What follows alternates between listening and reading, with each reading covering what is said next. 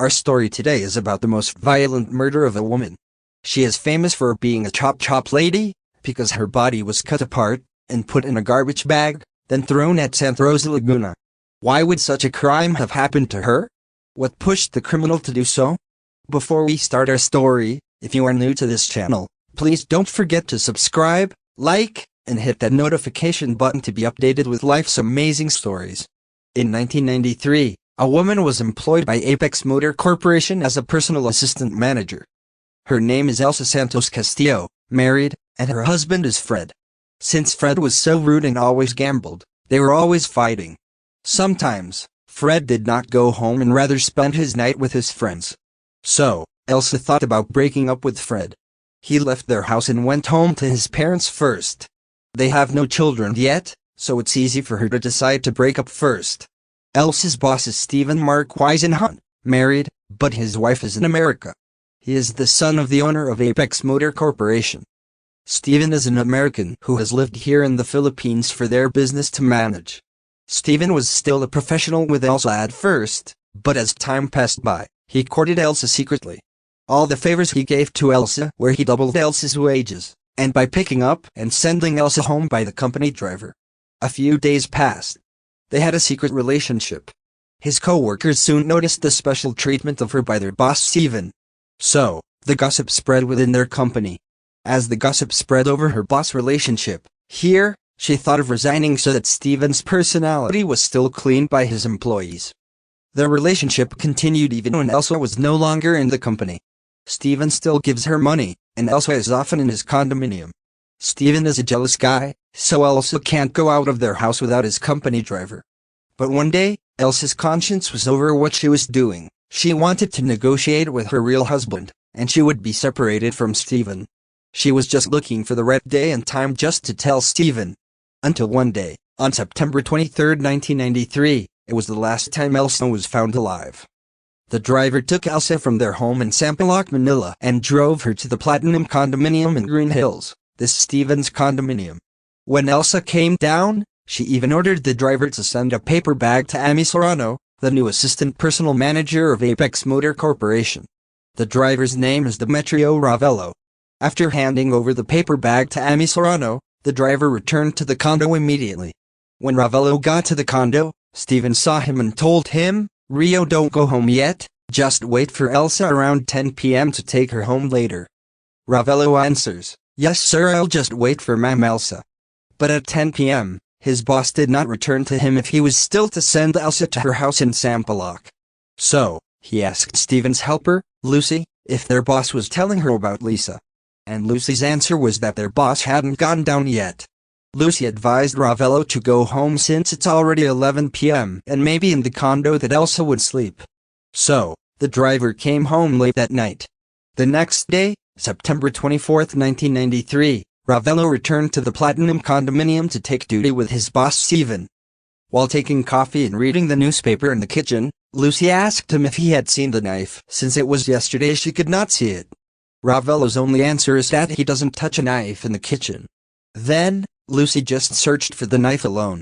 Stephen soon came down and said he had the knife. Then, he handed it to Lucy. Lucy wonders where her boss used the knife, but it didn't make her think something was wrong. While Ravello was resting in the servant's room, Lucy ordered him to buy a cigarette at the command of their boss. Ravello bought a cigarette again, and upon his return, he gave Lucy the cigarette. All day long he didn't see Stephen in the condo. So, at 5 o'clock in the afternoon, he decided to go home. The next day, September 25, 1993, he returned to the condo to tell Stephen that he was going to Apex Corporation and that he would fix his wages. While at Apex Corporation, Ravello was able to get a call from personal assistant manager Amy. Amy ordered Ravello to pass by the office to pick the plastic bags at the command of their boss Stephen after he fixes his payroll. Ravello went to the office, and here Amy handed him plastic bags. Here, Amy also asked Ravello if Elsa is in a condo. Ravello replies, "Yes ma'am, Elsa is in the condo." Amy tells him, because her parents are looking for her, they are worried about how many days she did not come home. Ravello just said, "Don't worry ma'am, because she's just in a condo of Sir Stephen." That day Ravello went to his boss's condo with plastic bags. He handed it to his boss immediately. Then, he was ordered to take Lucy to Cubao. His boss also told him to get personal belongings, because they were traveling to their home in Barak Baton. At 10 a.m., after the helper was delivered to Cubao and got his belongings, Ravello returned to the Platinum condominium. His boss spoke to him again and asked if the car still had gasoline. And his answer was almost out of gasoline already. So, he was ordered to go to the Apex office to ask for a gas slip so he could gas up the car. Afternoon while he returned to the condo. But before he climbed into his boss's condo, he first ate at a go-to on the ground floor of the building. After eating, he climbed into the servant's room to rest. But a few minutes later, he was shocked because his boss called him and talked. "Until when will you work with me?" Stephen asked Ravello. Ravello's answer is, "Until my life ends, sir, I will work for you." When Ravello said this, Stephen replied, "If you trust me fully, I will trust you too," and it looks like the voice and face of Stephen were anxious. "Here," he said his problem, "your ma'am Elsa is dead, he died of a nightmare." When Ravello heard this, he answered, "Oh my God, sir, please don't touch her first, you might be blamed." "I will call the police for an autopsy." Stephen only answers, "No need, because I already cut her head." It was here that Ravello was scared when he heard what the boss had said. "Would you like to see it?" his boss said to him, and Ravello's answer, "No sir, I don't." As he was swept cold and nervous, Stephen got up and went to the room. Ravello, in turn, felt the fear, the shock, and the confusion of knowing what had happened to Elsa. A few minutes later, Stephen came out of the room and joined Ravello at the Green Hills shopping center. There, they bought a suitcase with a wheel. When they returned to the condominium, Stephen let Ravello enter the room and was surprised but shocked to see Elsa's chop body.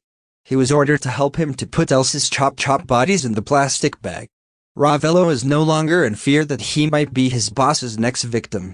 So, he put body parties in plastic bags. After they put Elsa's chop body in the plastic bag, they put it in the luggage they bought earlier. They carry it downstairs and put it in the compartment in Stephen's car. At around 2 p.m., they were spinning around Cavite into Gate 8. They are looking for a place where they can throw Elsa's body parties. It was about 6 p.m. when Stephen found a place, and it's on the Rosa Laguna. This place is so crowded and messy that no one lives here.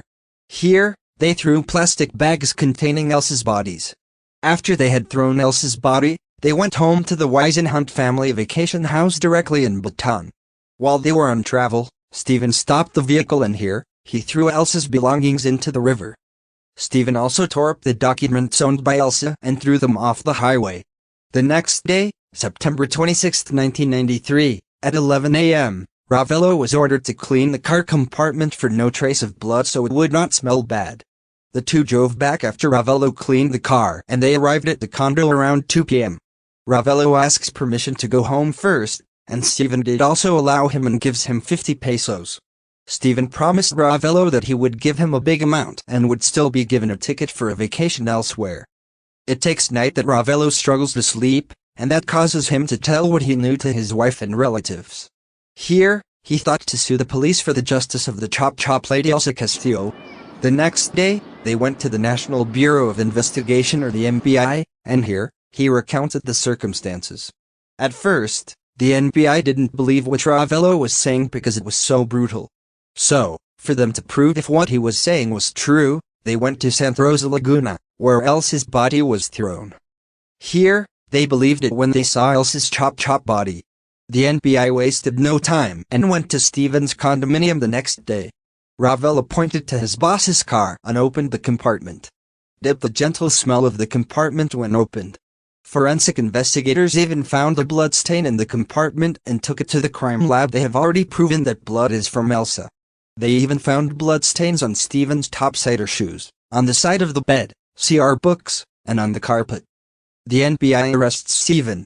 Stephen's family even tried to bribe each NBI agent for 1 million pesos in vehicles, but they did not swindle it.